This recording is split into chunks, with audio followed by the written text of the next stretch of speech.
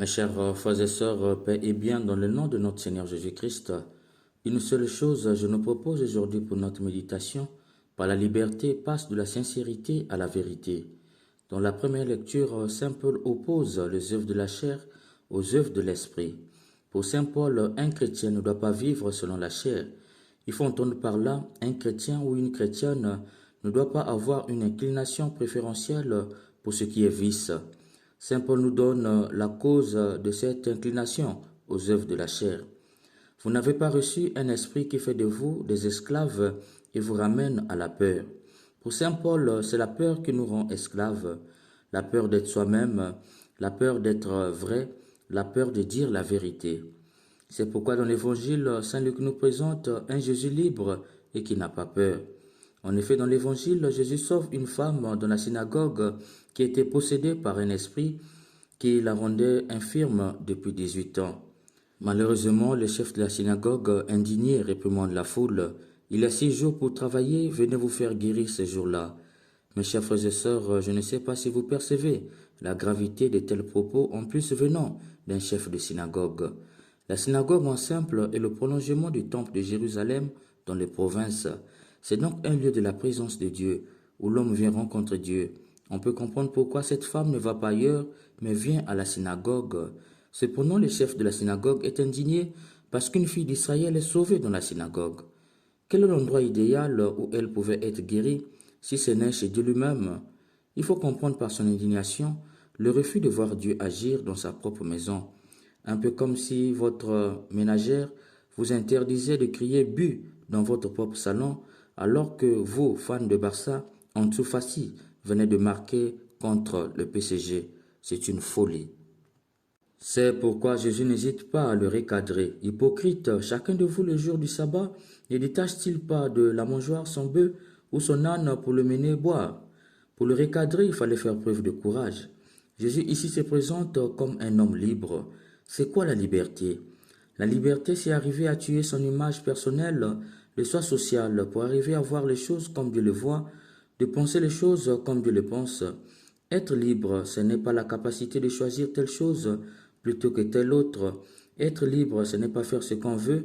Être libre, c'est s'arracher à l'illusion d'une fausse image de soi. C'est être affranchi de la définition de soi sans Dieu. C'est être libéré de la vision qui nous fait croire que nous sommes libres lorsque nous choisissons ce que nous voulons ou lorsque nous faisons ce que nous voulons. L'homme est réellement libre que lorsque son image reflète vraiment son Créateur, afin de vivre en ressemblance à Dieu de qui il est sorti. Or, la liberté donne la vérité. Autrement dit, lorsqu'on est libre, on devient vrai, car la liberté nous confère une vertu fondamentale, la vérité. C'est pourquoi Jésus qui nous montre qu'il est vraiment libre n'hésite pas à dire la vérité. Mes chers frères et sœurs, si nous sommes incapables de dire la vérité, c'est parce que nous sommes encore dans le libertinage. Le libertinage nous confère que la sincérité, qui est une vérité subjective, il faut entendre par là une vérité qui nous est personnelle, une vérité que seuls nous croyons vraie. Je crois que vous êtes bien habillés, je vous aime plus que tout. Dire ce qui est positif, ce qu'on appelle autrement être de bonne foi. Cette vérité peut être contestée à n'importe quel moment, car c'est une vérité et non la vérité. Un homme ou une femme sincère n'est pas encore libre. Ils sont dans le libertinage. Au fond, la peur les rend esclaves. Et ces gens, face à la vérité, ils fuient. Par contre, un homme libre, c'est celui qui est passé de la sincérité à la vérité. Il faut entendre par là, il dit ce qui est objectif et relève de la logique.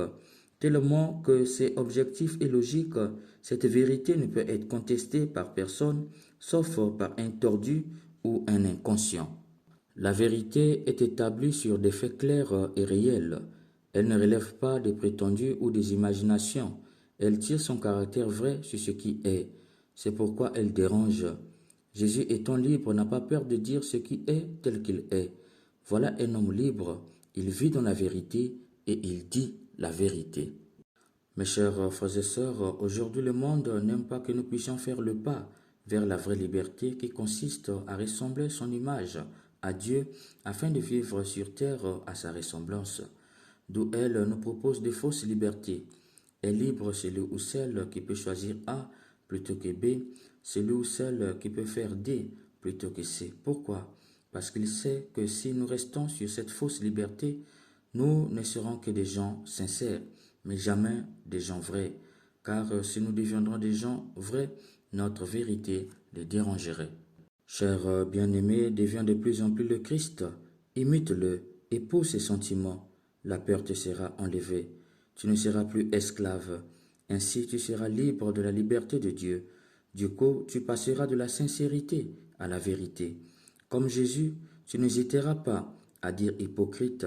Il faut comprendre par là que tu n'hésiteras pas à appeler un homme chien ou une femme chienne si librement il ou elle décide de se comporter en chien ou en chienne.